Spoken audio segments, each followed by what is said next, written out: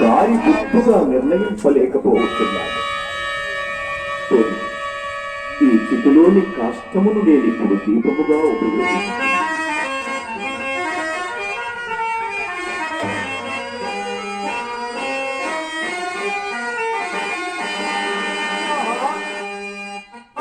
చక్రవర్తులకు సేవకాలకు పట్టు బంగారపు కలదీపికల కంటే నా ఇప్పటి నీచ స్థితికి ఈ కొరవే మిక్కిలి ఉచితమైన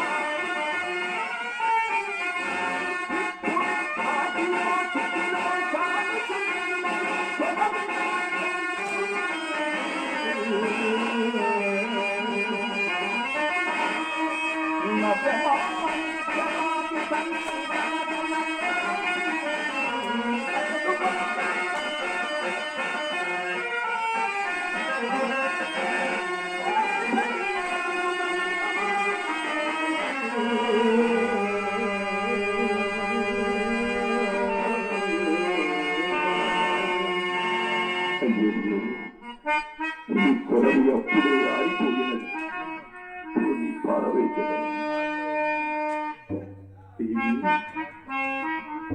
నీకెంతటి దుర్వస్థ వచ్చినది దేవి, ఎంతటి దుర్వస్థ వచ్చినది. లోకములోని కష్టములన్నీయు నన్నే కోరివరించినట్టున్నది. కాకుండా ఇన్ని కష్టములు ఎవరు అనుభవింతురు? ఈ నిర్భాగ్యపు హరిశ్చంద్రుడు గతించిన వెనుక మరణ కష్టములకు తావెక్కడ దొరుకును కదా. రాజ్య వియోగంపులకై దుఃఖింపను మహారణ్యవాసాది ఘోర దుఃఖములన్నీ సంభవించినను కలింపను. అతి నీచతమ్మగునా ఈ చండాల దాస్యంబులకు కూడా పరితపింపను. కానీ చేపట్టిన దాది నన్నే పరమదైవముగా భావించుచు నా మూలమున తనకంత వేసి కష్టములు సంభవించినను క్షమాగుణ సంపత్తి చే సహించుటయే కాక తన్నొక్కనికి తెగదమ్ముకునుట నీచమ్మని నే సంకోచించినప్పుడు నాథ సత్య ప్రతిష్టకయ్యనొచ్చు నీచ కృత్యములు సగౌరవములేదునని నాకు ఉత్సాహము కలిగించి నా సత్యదీక్షంగా పాడిన నా భాగ్యలక్ష్మి చంద్రపతి దేవి వియోగ దుఃఖమునే అసూర్యం సస్య నీ రాణివాస సౌఖ్యం దేవయ్యను. అయ్యయ్యో సాధ్యమని నీ పతిపతి ఉండగానే నీ వనాభవై మొక్కని వైపు మాతృరాలివి కావలసి వచ్చను కదా. కుమారా లోహిత, నేను నిన్ను మరల ఎన్నడూ చూడగలుగుతును తండ్రి, ఎన్నడూ చూడగలుగుతును.